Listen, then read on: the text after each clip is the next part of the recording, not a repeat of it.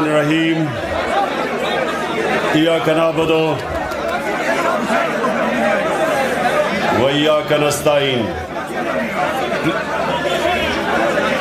थोड़ी खामोशी और यहाँ प्लीज बैठ जाए खामोशी। अच्छा जी, मैं सबसे पहले अपने कारकुनों को सबसे पहले तो मुबारक देना चाहता हूं कि जिस तरह पेशावर के जलसे पे आपने पब्लिक को निकाला, आप सबको मुबारक हो।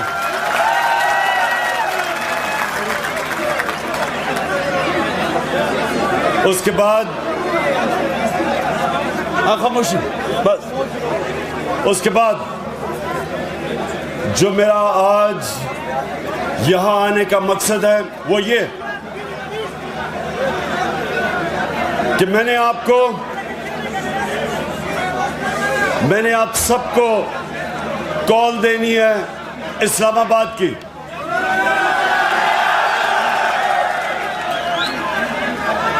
लेकिन उससे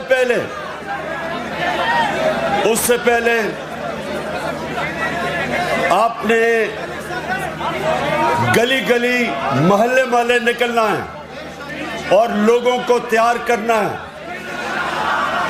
हमारी हकीकी आज़ादी की जो तहरीक है, आपने गली गली जाना है, मोहल्ले मोहल्ले, गांव गांव, सारी कौम को तैयार करना है कि ये एक पाकिस्तान की तारीख में फैसला कुन वक्त है।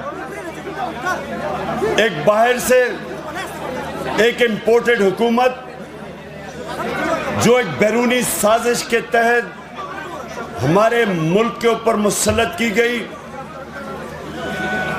एक हमने उस साजिश को फेल करना है और दूसरा पाकिस्तान के करप्ट तरीन लोगों को 60% कैबिनेट जमानत पे है। इस मुल्क के बड़े बड़े डाकुओं को हमारे ऊपर बैठाया, जिनमें से जरदारी और ये शहबाज शरीफ और नवाज शरीफ इस मुल्क के सबसे बड़े डाकू हैं। 30 साल से चोरी कर रहे हैं मुल्क में, चोरी करके पैसा बाहर इनके ऑफशोर अकाउंट्स हैं, इनके बड़े बड़े महलात हैं, इधर से पैसा चोरी करके बाहर लेके गए। ये लोग पाकिस्तान आते हैं लूटने के लिए और फिर वापस चले जाते हैं जिधर इनकी सारी फैमिली बाहर है, इनकी छुट्टियां बाहर हैं, इनका इलाज बाहर है, इनकी बिजनेसेस बाहर हैं। इन लोगों को हमारे ऊपर मुसल्लत किया गया। मैं ये समझता हूं कि 1947 के बाद जब पाकिस्तान बना था, जब तहरीक पाकिस्तान चली थी, उसके बाद सबसे अहम फैसला कुन वक्त आज है कि हम अपनी हकीकी आज़ादी के लिए, अपनी जमहूरियत को बचाने के लिए सारी कौम मुनज़्ज़म हो और इनका मुकाबला करें। आपको फिर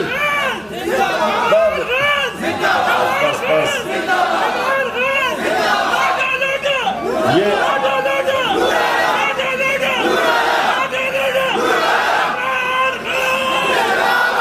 जी बस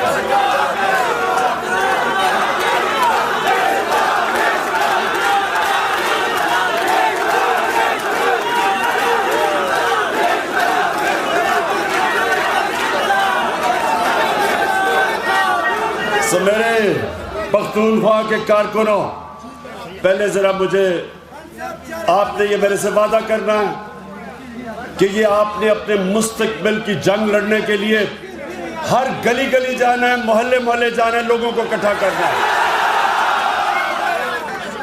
मैं इंशाअल्लाह अपनी कौम को निकालूंगा इस्लामाबाद अपनी कौम को लेके आऊंगा और पैगाम दूंगा जो अमेरिका ने ये अपने साजिश के तहत इन लोगों को बैठाया है, अमेरिका को भी, कि ये एक आज़ाद मुल्क है, ये किसी का पुतला नहीं है, ये खुददार मुल्क है, ये वो मुल्क है। जब ये मुल्क बना था, इसका नारा था कि पाकिस्तान का मतलब क्या, ला इलाहा इल्लल्लाह के नारे पे ये मुल्क बना था। किसी सूरत हम स्वाय अल्लाह के किसी के सामने नहीं झुकेंगे, हम एक आज़ाद मुल्क है। और दूसरी चीज कि ये जो डाकू हमारे ऊपर मुसल्लत किए गए हैं, जिन्होंने इस साजिश के साथ, ये मीर जाफर और मीर सादिक उनके साथ मिलके इन्होंने ये साजिश की थी, ये डाकुओं को भी हम बताना चाहते हैं कि किसी सूरत हम तुम्हारी इंपोर्टेड हुकूमत को मंजूर नहीं करेंगे।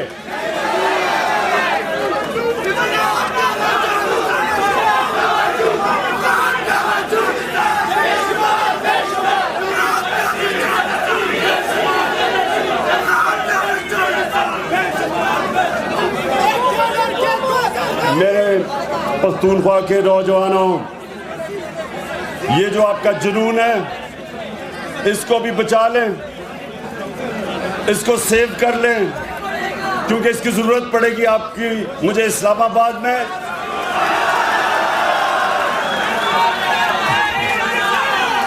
और उससे पहले जो आपने तहरीक चला रही है, अच्छा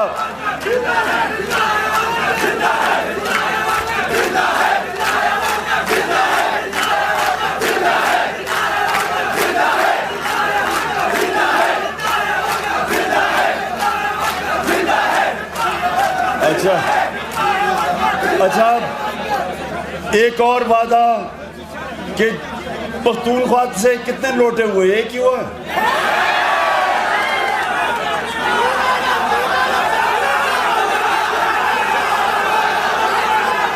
और तो कोई नहीं, एक ही हुआ। अब मुझे नहीं,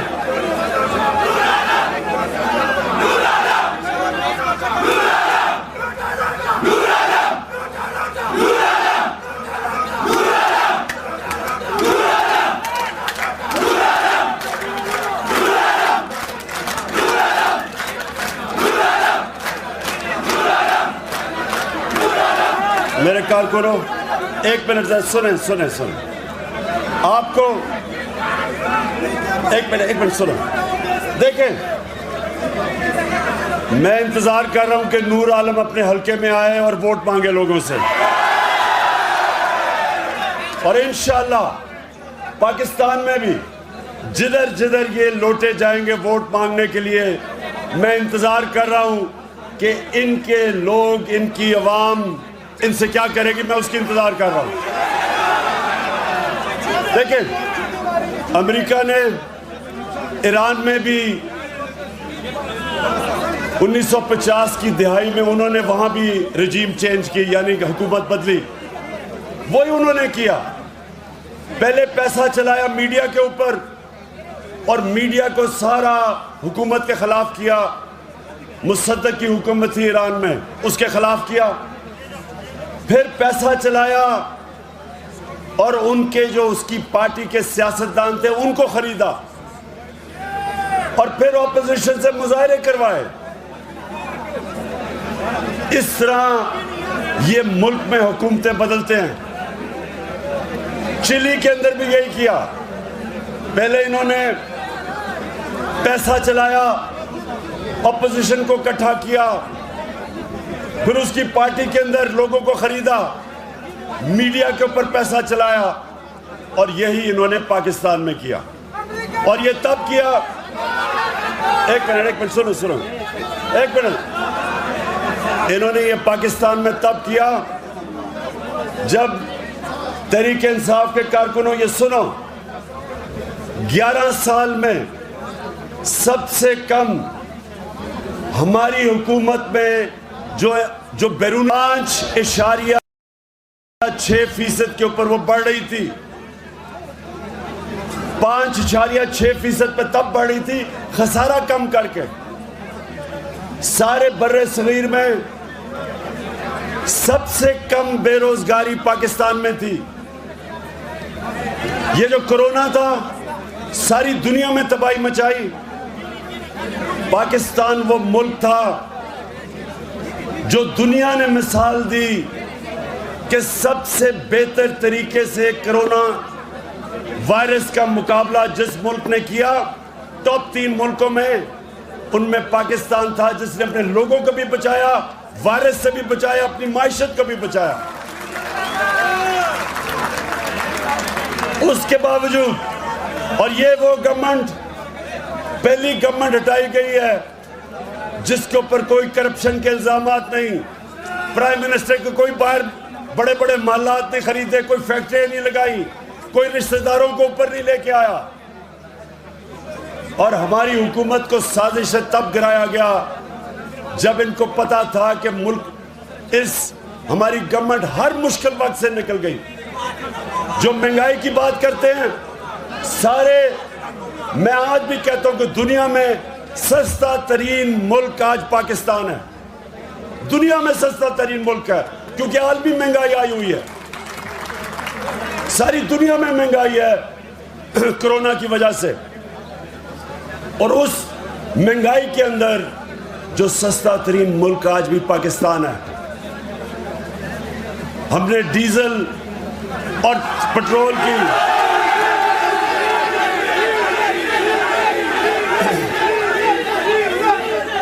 मुल्क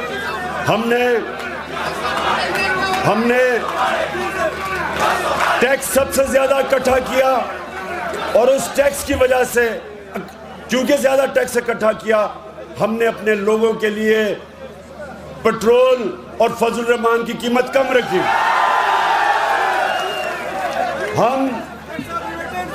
हमारी वो गवर्नमेंट थी जिसने सबसे ज्यादा किसानों को फायदा पहुंचाया। हमने किसानों को उनकी फसल की पूरी कीमत दिलवाई। हमने शुगर माफिया का मुकाबला किया जो किसानों को पैसे नहीं देते थे और पैसे कम देते थे, पूरी कीमत भी दिलवाई, वक्त पे दिलवाई। किसानों ने अपना पैसा जमीन पे लगाया और जो 5 बड़ी बड़ी फसलें थी उनमें से सबसे ज्यादा पाकिस्तान की तारीख की पैदावार हमारे जमाने में हुई पिछले साल।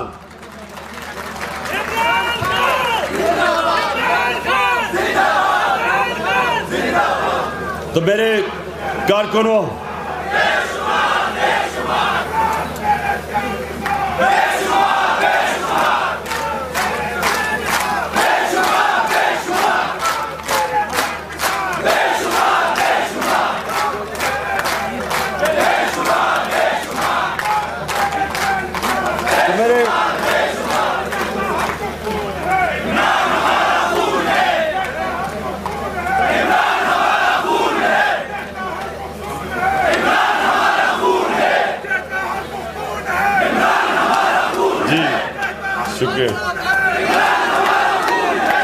शुक्रिया। अब जरा सुने, तो ये मैं आपके सामने सिर्फ इसलिए ये चीजें रख रहा हूं कि एक हुकूमत जो मुल्क को हर मुश्किल से निकाल रही थी, जिसकी माशी परफॉर्मेंस पिछली कोई भी हुकूमत पिछले 10 साल में मुकाबला नहीं कर सकती थी, जिसने एक मुल्क वो मिला हमें विरासत में जिसका दिवालिया निकाला हुआ था, सारे इदारे तबाह किए हुए थे, वो हमें हुकूमत मिली। और मुझे फख्र है कि सारे मीडिया प्रोपेगेंडा और अपोजिशन प्रोपेगेंडा के बावजूद अल्लाह का शुक्र है कि हमारी हुकूमत सही रास्ते पर निकली हुई थी।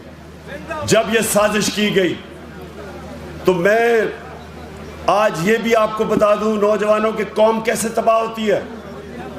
कौम कैसे तबाह होती है जब आप वो करप्ट लोगों को जो 30 साल से मुल्क को लूट रहे थे, जब आप उनको बैठाते हैं तो क्या होता है। अब ये शहबाज शरीफ ने इसने सबसे पहले चीज क्या की, 16 अरब रुपए के FIA के इसके ऊपर केस है। 16 अरब रुपए का नौकरों के नाम पे 16 अरब रुपया, जिसमें मकसूद चपड़ासी का 4.25 अरब रुपया, 370 करोड़ रुपया उसके बैंक में आया। अब एक मिनट, चुप, अब सुने, अब ये क्या किया इसने, आते साथ ही FIA में जो इन्वेस्टिगेटिव ऑफिसर्स थे उनको फारिग कर दिया, उनके खिलाफ इंतकामी कार्रवाई की, सारे अपने लोगों को ऊपर बैठा दिया। अब ये अपने केसेस खत्म करवाएगा। अब ये जब FIA को तबाह करेगा अपने केसेस बचाने के लिए, FIA और भी किसी ताकतवर डाकू को नहीं पकड़ेगी, वो सिर्फ छोटे चोरों को पकड़ेंगे, इदारा तबाह होगा। अब ये नैब को मुकम्मल तौर पे तबाह करेंगे, जिधर इसके बाकी केसेस पड़े हुए हैं, नैब तबाह होगी। FBI को ये तबाह करेंगे, क्योंकि FBI के अंदर ये टैक्स बचाना होता है।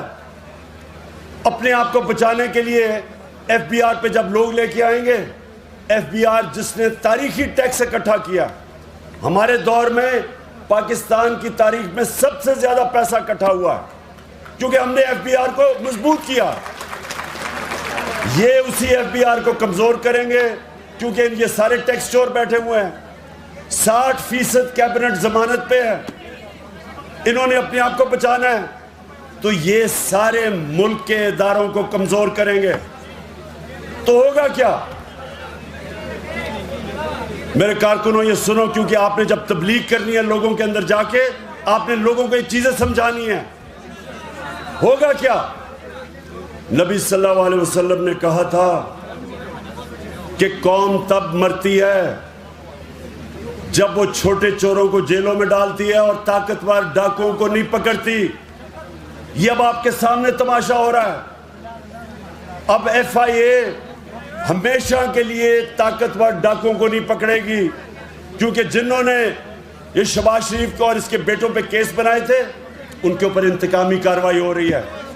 अब सारे बाकी FIA वाले डरेंगे कि कभी हम किसी ताकतवर को ना हाथ डालें। हमें पहले मुश्किल थी, सरकारी नौकर डरते थे जब हम उन्हें कहते थे कि जो बड़े बड़े मुजरिम पे हाथ डालो, तो सरकारी नौकर डरते थे, गवर्नमेंट ऑफिशियल्स डरते थे, क्योंकि उनको डर था कि ये वापस आके इंतकामी कार्रवाई करेंगे। अब ये साजिश के जरिए इसी शहबाज शरीफ और शरीफ खानदान को वापस लाया गया, और अब ये सारे इदारे इस मुल्क के तबाह करेंगे जो इन्होंने पहले किए हैं। कभी कोई गवर्नमेंट जो इदारे तबाह करती है, कभी दुनिया की तारीख में वो कभी ठीक नहीं कर सकती। और जब इदारे तबाह होते हैं तो मुल्क तबाह हो जाता है। जो गरीब मुल्क हैं वो गरीब इसलिए नहीं है कि वहाँ वसाइल की कमी है, वो गरीब इसलिए है कि उनके इदारे तबाह हो जाते हैं।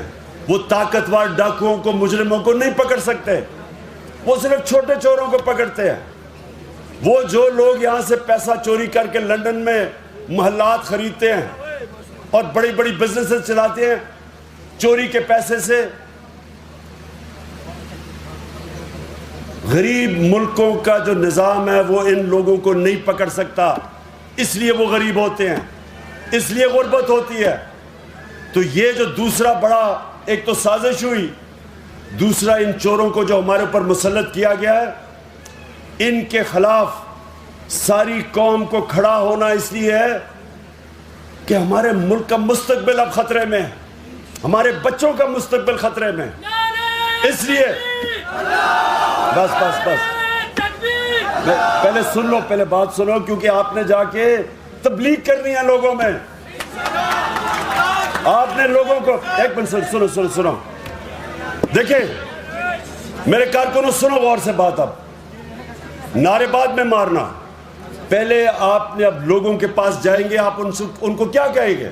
सबसे पहले आप उनको कहेंगे कि ये सारी साजिश तब शुरू हुई जब अमेरिका ने फैसला किया इमरान खान को हटाने का, उनका अंडर सेक्रेटरी वॉशिंगटन में डोनाल्ड लू, उसने आके हमारे अमेरिका के एम्बेसडर को धमकी दी कि अगर तुम इमरान खान को नहीं हटाओगे तो पाकिस्तान को मुश्किलात का सामना करना पड़ेगा। और फिर कहा कि अगर इमरान खान को अदम एतमाद की वोट पे आपने हटा दिया तो फिर हम माफ कर देंगे। गुलामों को माफ किया जाता है, आजाद लोगों को माफ नहीं किया जाता।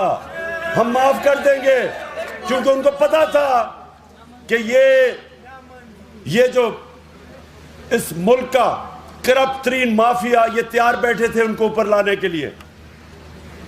उन्होंने कहा कि जब भी इमरान खान को हटाओगे हम तुम्हें माफ कर देंगे, क्योंकि उन्हें पता था कि ये चोरों को उन्होंने ऊपर लेके आना है जिनके पैसे बाहर पड़े हैं।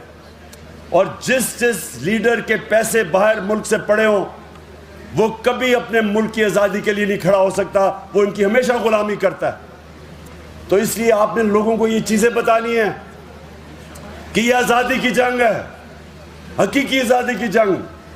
और फिर आपने उनको ये बताना है कि ये जो लोग आए हैं ये पाकिस्तान के करप्ट तरीन लोग, जिन्होंने मुल्क का इन दोनों 10 सालों में इन दोनों पार्टीज ने जो आज सारे इक़्तिदार में है 4 गुना ज़्यादा कर्जा बढ़ाया, जिसकी कीमत आज हम अदा कर रहे हैं उसके ऊपर सूद दे के। ये वो लोग हैं जिन्होंने इस मुल्क के इदारे तबाह किए अपनी चोरी करने के लिए। इसलिए आप सब तैयारी कर लें कि आपने लोगों को कहना है कि हमने किसी सूरत इन चोरों को कबूल नहीं करना, और आपने लोगों को गली गली में तैयार करना है।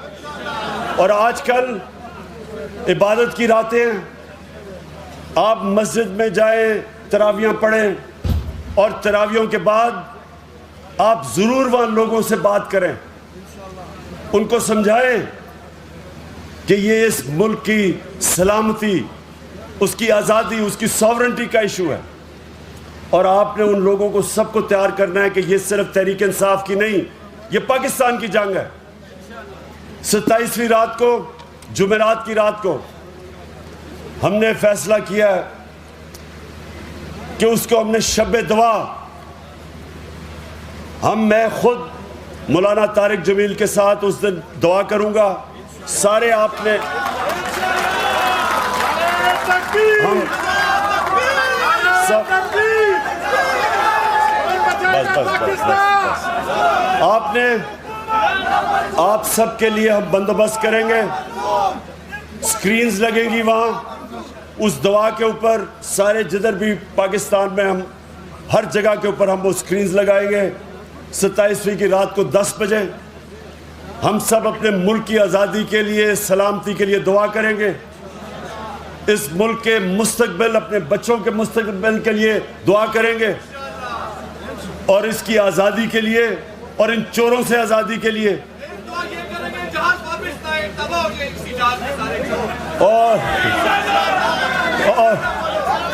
और आप सब ने उसमें शिरकत करनी है शब दुआ में।